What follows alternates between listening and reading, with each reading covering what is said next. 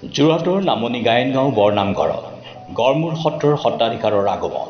যোৰহাট জিলাৰ উপকণ্ঠৰ উত্তৰ পশ্চিম যোৰহাট ঢেকৰগুৰা অঞ্চলৰ নামনি গায়নগাঁও বৰনামঘৰত উপস্থিত হৈছে গড়মূৰ সত্ৰৰ সত্ৰাধিকাৰ শ্ৰী শ্ৰী পৰমানন্দ দেৱ গোস্বামী। গায়নগাঁও এলেকাৰ শিষ্যসকলৰ সৈতে সাক্ষাৎ আৰু ধৰ্মীয় কাৰ্যসূচীত অংশগ্ৰহণৰ উদ্দেশ্যেৰে মঙলবাৰে তেওঁ গাঁওখনত উপস্থিত হয়। জানিব পৰা মতে অহা শনিবাৰলৈকে সত্ৰাধিকাৰগৰাকী নামনি গায়নগাঁও বৰনামঘৰত অৱস্থিত থাকিব।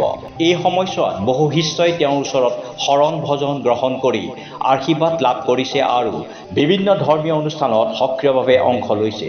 উল্লেখ্য যে সত্ৰাধিকাৰগৰাকী গাঁওখনত উপস্থিত হোৱাৰ পাছতেই গায়ন বায়নৰ মাজেৰে তেওঁক সাদৰে নামঘৰলৈ আদৰি অনা হয়। প্ৰথমবাৰৰ বাবে নামনি গায়নগাঁও বৰনামঘৰত আগমন ঘটা সত্ৰাধিকাৰ শ্ৰী শ্ৰী পৰমানন্দ দেৱ গোস্বামী সাক্ষাৎ কৰিবলৈ গাঁওখনৰ ৰাইজে গায়নগাঁও এলেকাৰ শিষ্যসকলক আহ্বান জনাইছে। ইফালে আজি সত্ৰাধিকাৰগৰাকীয়ে সমগ্ৰ গাঁওখন পৰিভ্ৰমণ কৰি এক প্ৰকাৰ আপ্লুত হয় আৰু সাংবাদিকৰ এক সাক্ষাৎকাৰত নিজৰ অনুভৱ দাঙি ধৰে।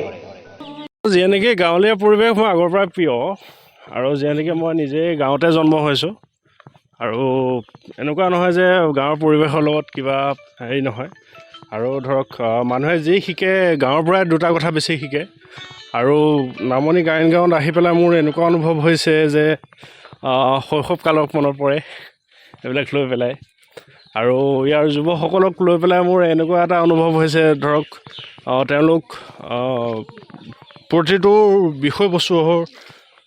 বিষয় লৈ পেলাই বা প্ৰতিটো নিৰ্দিষ্ট যোনসমূহ ধৰক ধৰ্মীয় ৰীতি নীতিৰ পৰা আৰম্ভ কৰি পেলাই গাঁওখনত কেনেদৰে সংৰক্ষণ কৰি ৰাখিব পাৰে, কেনেদৰে ছাপোৰ্ট কৰিব পাৰি, ধৰক তেওঁলোকৰ যিটো মনোভাৱ সেইখিনি ধৰক মই পচন্দ কৰিছোঁ আৰু সকলোকে ভাল লাগিছে। সকলোকে শুভেচ্ছা সকলোকে শুভাশীষ জনাইছোঁ যাতে সকলো ভালে থাকক আৰু যিহেতুকে মই প্ৰথম আহিছোঁ ইয়াত প্ৰথম আহি পেলাই সকলো দিশৰ পৰা ভালেই লাগিছে। গাঁৱলীয়া পৰিৱেশ তাকে অলপ ওলাই আহিছোঁ, গাঁওখনৰ পৰিৱেশ চাইছোঁ কেনেকুৱা কি কথা, তাকে সিমানেই।